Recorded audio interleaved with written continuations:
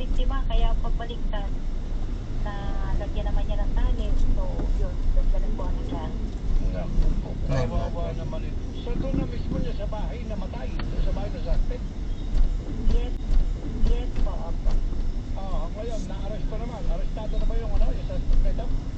Opo sir, tuloy-tuloy na follow-up operation po ng ating police, trapper team ay nahuli na ang suspect.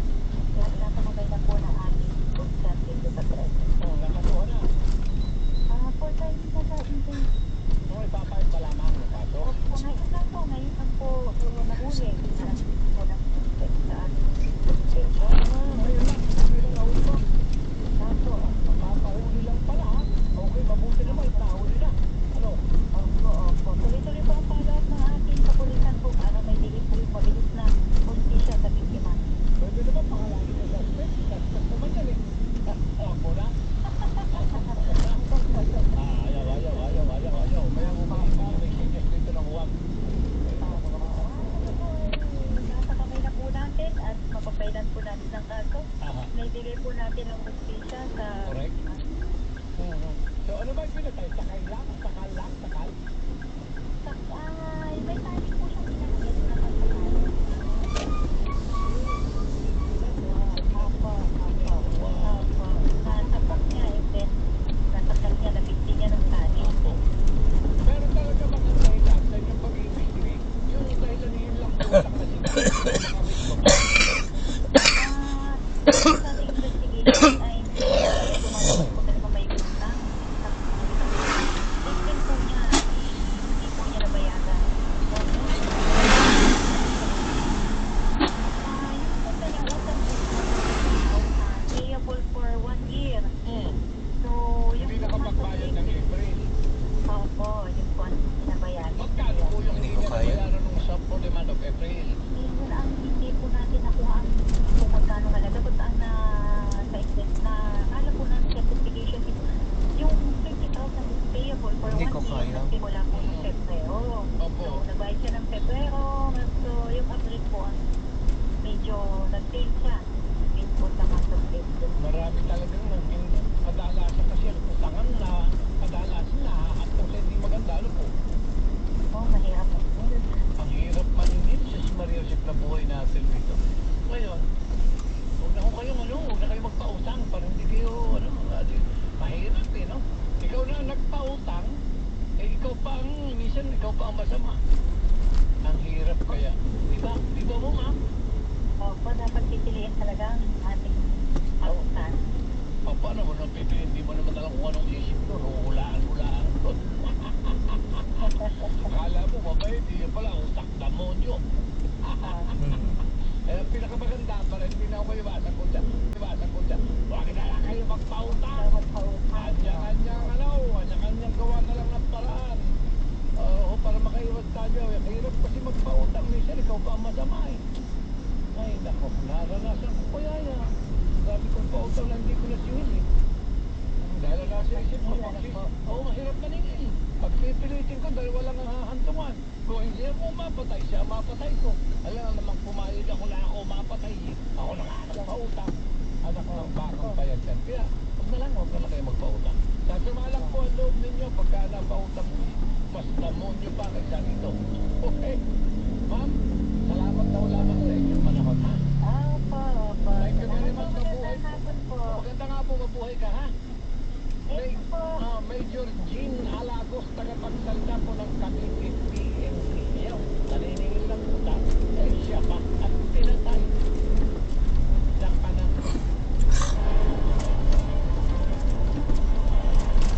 Ang balitang ito ay inihatid sa inyo ng Solviews Advance.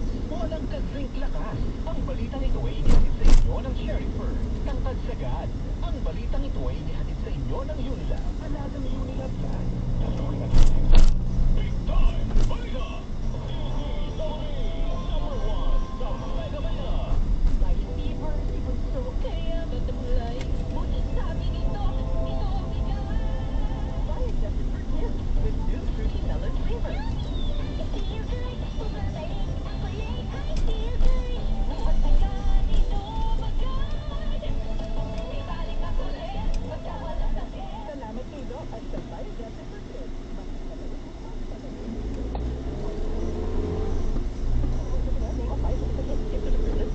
Paracetamol Biojet Parches. Mas pinagaling magpagaling.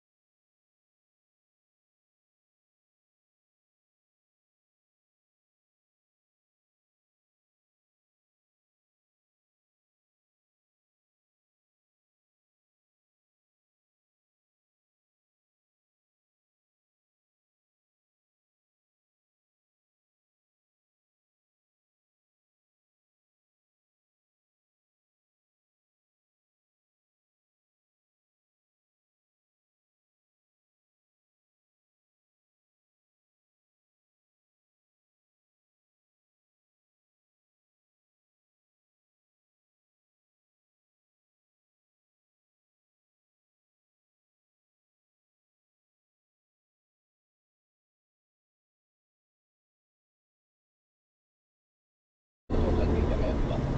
Opo, karena karena dahil halos lahat ng Pilipino ay gumagawa ng Pilipino. Alam naman natin na Facebook, lalo-lalo na ay nasa walang na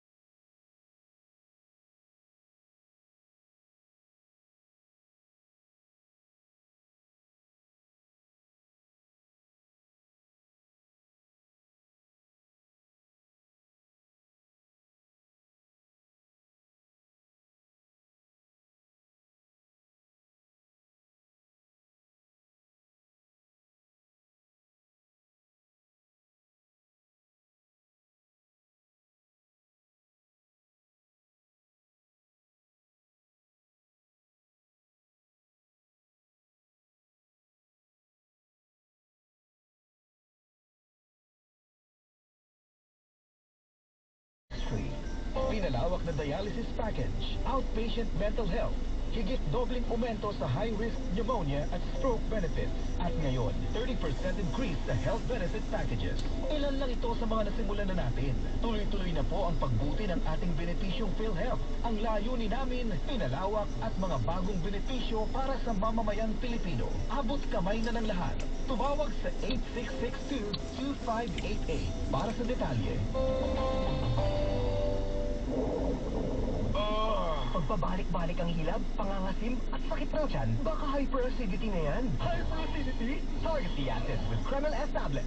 Bilis na hyperacidity in as fast as 5 minutes. Parang kasing bilis ng commercial na to. Pag Kremel S tablet na. Unilab yan. Aluminum hydroxide magnesium hydroxide simethicol is the generic name of Kremel S. If symptoms persist, consult your doctor. Sapat ba sa vitamin D ang pampatangkad ng anak mo? Growy with 100% vitamin D3 that helps bone and muscle growth with proper diet and exercise. Para sa batang extraordinary, sa Growy na tayo!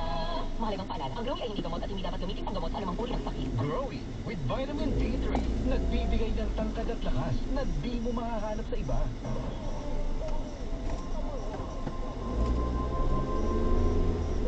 Big time, balita, Super Radio, DZBB, Bantay, Biyahe. Ang biyahe raw po ng mga jeep sa Kamuning at Camias, Quezon City na nanatiling normal. Glenn Wagon, tumutog dyan. Glenn, go!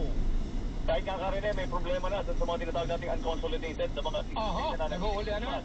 Oo. Wala dito Karine, wala pa namang ulihan doon na mangyayari Karine. Aha. Oo. Pero sa ngayon, nananatiling normal ang biyahe ng mga jeep dito sa Kamuning at Camias. Particular ito na may biyaheng Project 2-3. Katunayan, may mga jeep Karine, maluwag pa Karine at marami pwedeng makasakay. Ako si Glenn Wagon ng Super Radio DZBB, dapat totoo. Super Radio, DZBB, Bantay, Biyahe. Pasada ng mga jeep sa EDSA, Pasay, normal pa rin. Imparable lang nandun. Yes, Nimba? Karine, marami ang jeep na pumapasada sa EDSA Pasay City mula yan sa EDSA Ross Boulevard hanggang sa Magallanes Interchange at sa kabilang direksyon. At dahil maraming jeep ay hindi naman ganong naiipunan ng mga pasahero. Kapag kasi Karine, mga alas 5 hanggang sa 6:30 ng gabi, yan yung tinatawag na rush hour. Meron pa may ibang pasahero doon sa ilalim ng Buendia EDSA Ross Boulevard. Yan yung hintayan ng jeep na papunta ng Cavite. Pero mabilis naman ang dating ng mga jeepney. Dahil yan rin naipunan ng pasahero doon sa kanto-kanto ng Cavite Road ng Ross Boulevard at ng EDSA Pasay.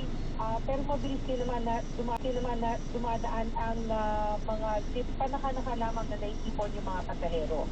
Ako si Lisa Traveler with Janine Super Radio, DZBB, dapat ito. Super Radio, DZBB, Bantay, Biyahe.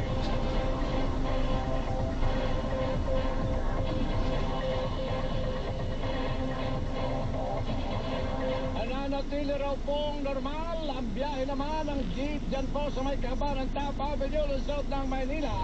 At ang naandyan ay si Luisito Santos. Kamusta ka na dyan, Luis? Alam mo, Carmen, nananatili pa rin namang normal yung biyahe ng mga pampasero dito sa lungsod ng Maynila.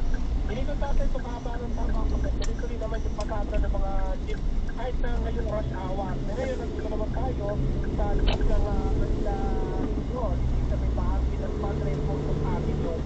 At may mga pumapasada pa namang mga jeep.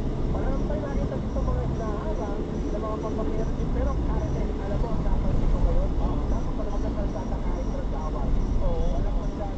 Oo, pero ano ba, internet kasi kung in-expect natin dahil nga medyo nabuhat yung mga marami sa pamahero, tuloy-tuloy naman yung biyahe ng mga pamahero. Dito sa may area naman nila Vision, ayan, ito kararating lang namin, kararating lang namin, aming pila ng mga jeep, may mga pila ng mga electric na tricycle. Ito na karinig, ngayon ko lang nakita, medyo marami nag-iipay ng mga pasahero dito. Pero marami kasing destination maraming ruta dito sa Manila, City Hall, kaya marami din siguro yung mga nag-aabang at hindi pa dumaraan dito, yung ilang mga jeep patungo doon sa kanilang mga destination. So ngayon karinig, walang arangan, tuloy-tuloy pa rin ang biyahe ng mga pampasahero jeep dito sa lungsod ng Maynila. Ako, sino dito sa ato sa GMA Super Radio, DZBB, dapat, totoo. Super Radio, DZBB, Bantay, Biyahe. Kayo'y nakikinig sa Big Time Balita. Kaya kung inyong malalaman yung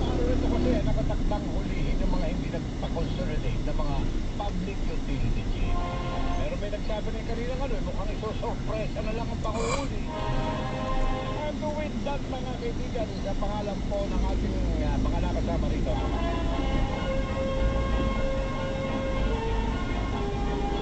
Ako po si Carles at ako sa Giban sa magandang hapon. Maraming salamat. Huwag kayong kakala sapagkat kayo naman may papasok na po ang 20